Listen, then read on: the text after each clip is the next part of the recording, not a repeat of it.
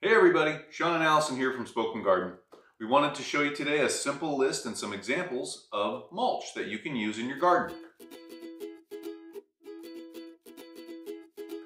We have 9 types of mulch to show you, and recently we started a spring mulching series of videos to present you with ideas and inspiration to get out and mulch in your own garden.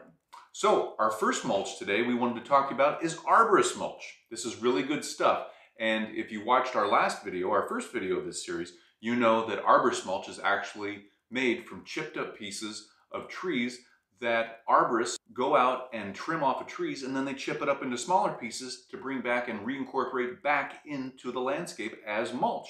And here's an example of it. It's really cool stuff. It's all in different pieces and different shapes. And you can see this is a little bit more broken down than you might have in your own garden or when you get it new. So, but that's okay. And you can see it's got different pieces of wood. It's very textured. It's really fun stuff. It actually has a distinct smell too. Another type of mulch that you could consider for your yard is rock mulch. And we actually have 3 different types of rock mulch to show you here. We actually have not only arborist mulch all over our yard, but we have rock mulch everywhere. And we have a few different types. It really depends on your preference of either what size of rock you want or what color or what you want it for. So we have, this is basically just pea gravel right here. You can see you can also have like more of a river rock, like a larger stone size as mulch. That looks really beautiful in a lot of landscapes. Yes. We also have this beautiful white crushed marble rock on a few beds around our yard, and it just really makes the plants pop. It's such a beautiful contrast to the green of the plants. So another option for color, for texture, whatever, is to use lava rock. You can see here we've got this red lava rock, which is kind of interesting and adds a different look to your beds. All right, Sean, what's next? What's next? Okay, so next we have leaf mulch. Now, and so right here we have rhododendron leaves, and you can see they look a little curled up. That's normal for rhododendron leaves to curl up after they've dropped to the ground, whatever. But so leaf mulch is also a great way to insulate your plants and use this around your plants too. And they break down similar to the wood chip mulch, but just a little bit different because these are actual leaves. And they do the same thing as a lot of the other mulches do. So they're really fun.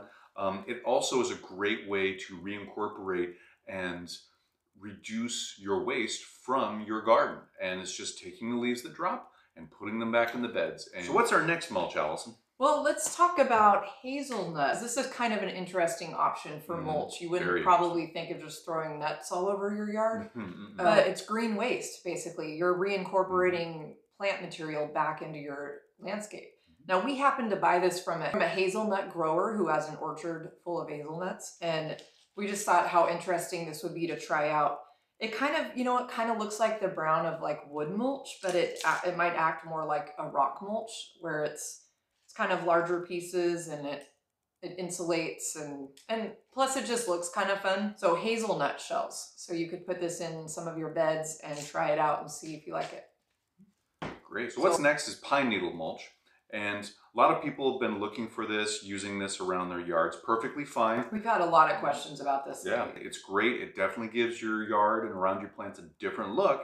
It does exactly the same thing as all these other mulches do, which is insulate and protect plant roots, and it can be used as a weed suppressant.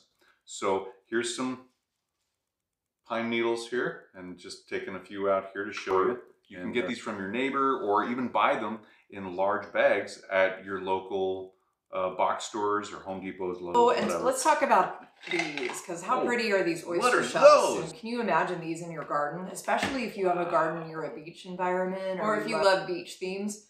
Oyster shells or clam shells or any type of shell that you could either leave it whole or you could actually crush it up and break it down in small pieces. So I know we've seen it both ways, and they're so beautiful. Wouldn't this be neat? You could add some design and texture to your gardens that none of these other mulches could do. So that's kind of a fun option. Plus the white really makes things pop. So very unique. Yeah, that's a fun. That's cool. Our last one. Last one is beauty bark. Everybody's pretty familiar with beauty bark. If you're not, you soon will be.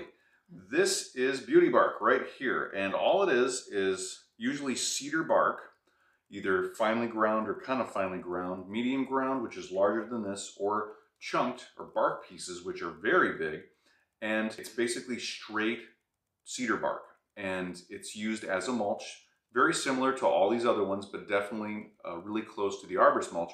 But where the Arborist Mulch has nutritional value, you can build soil structure for your plants, this doesn't do that. What it basically does is it breaks down, and it doesn't have much nutritional value at all. And it also will lower the pH of your soil.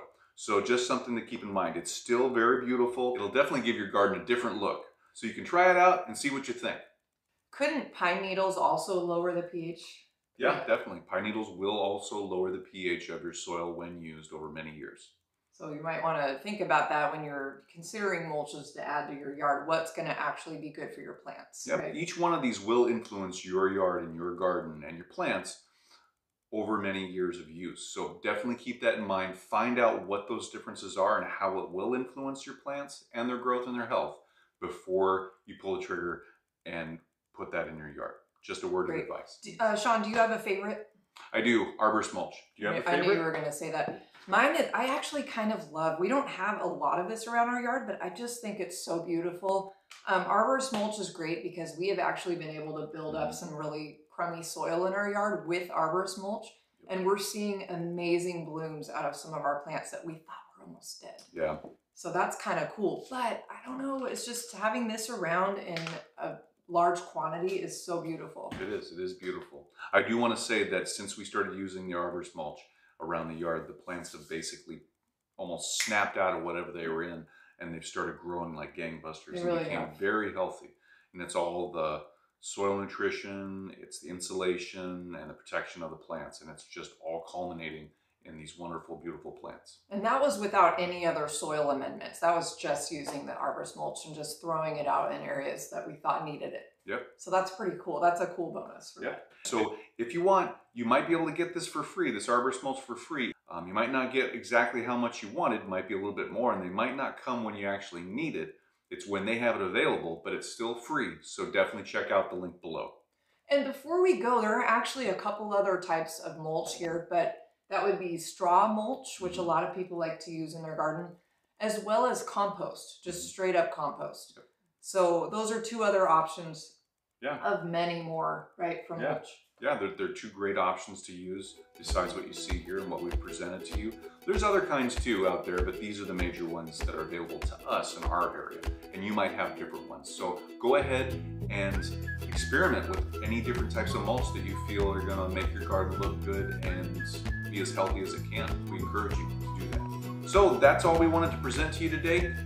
Comment below and let us know what of any of these types of mulches you would like to try or already use in your garden. We'd really like to find out and know. Yeah, that'd be really fun to hear.